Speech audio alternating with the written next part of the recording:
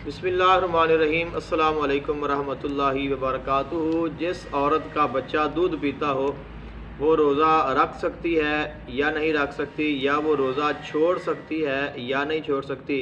और दूध पिलाने से रोज़े पर कुछ असर पड़ेगा या नहीं पड़ेगा। तो अगर कोई औरत अपने बच्चे को दूध पिलाती है तो दूध पिलाने से रोज़े पर कोई असर नहीं पड़ेगा, रोज़ा नहीं टूटेगा, बिल्कुल रोज़ा सलामत रहेगा और उसका अजर सवाब आम रोज़े से भी अल्लाह ताला ज़्यादा अता फरमाएगा। इसलिए दूध पिलाने में किसी भी किस्म का कोई हर्ज नहीं है। और अगर कोई औरत है, उसका छोटा बच्चा है, उसका दूध पीता है, तो माह रमज़ान और मुबारक के रोज़े चूँकि फ़र्ज़ है,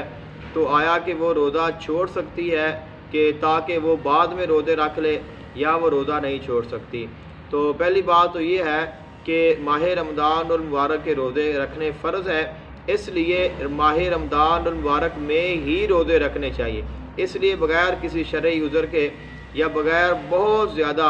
जो परेशानी है उसके हम इन रोज़ों को नहीं छोड़ सकते, अगरचे हमने बाद में कज़ा भी इनकी अदा करनी हो। तो अगर ऐसा मामला हो जाए कि किसी औरत का बच्चा दूध पीता है और वो ये सोचे और ये जानना चाहे कि मैं रोज़ा रखूं या मैं रोज़ा ना रखूं, और अगर वो चाहती हो कि मैं रोज़ा ना रखूं तो वो क्या कर सकती है। तो इस सूरत में हमें दो चीज़ों को देखना होगा, एक है बच्चा और दूसरा है माँ।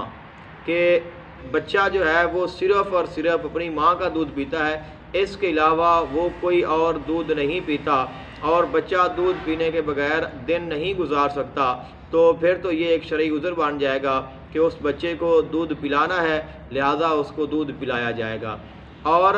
अगर ऐसा है कि बच्चा माँ के अलावा कोई और भी दूध पीता है, या वो अगर उसको दिन में ना दूध पिलाया जाए तो वो दिन गुजार सकता है, तो फिर भी जो बच्चे की तरफ से है शरई उज़र नहीं होगा। और दूसरी तरफ है वालिदा, कि बच्चे की जो माँ है कि वो अगर दूध पिलाए तो दूध पिला कर वो अपना रोज़ा मुकम्मल कर सकती है या नहीं कर सकती। तो अगर तो वो दूध पिलाए और दूध पिलाने से उसकी जो हालत है वो गैर होती है, उसका रोज़ा मुकम्मल नहीं हो सकता, तो फिर उसके पास उज़र है कि वो रोज़ा तर्क कर सकती है। लेकिन अगर ऐसी सूरत हाल है कि माँ दूध पिलाए तो उसको कोई फ़र्क नहीं पड़ेगा, वो अपना रोज़ा मुकम्मल कर सकती है, तो वो फिर भी रोज़ा रखेगी। और इसी तरह अगर बच्चा माँ के अलावा कोई और दूध पीता है या वो अपना दिन गुजार सकता है, तो फिर भी जो माँ है वो रोज़ा रखेगी। लेकिन अगर ऐसा हो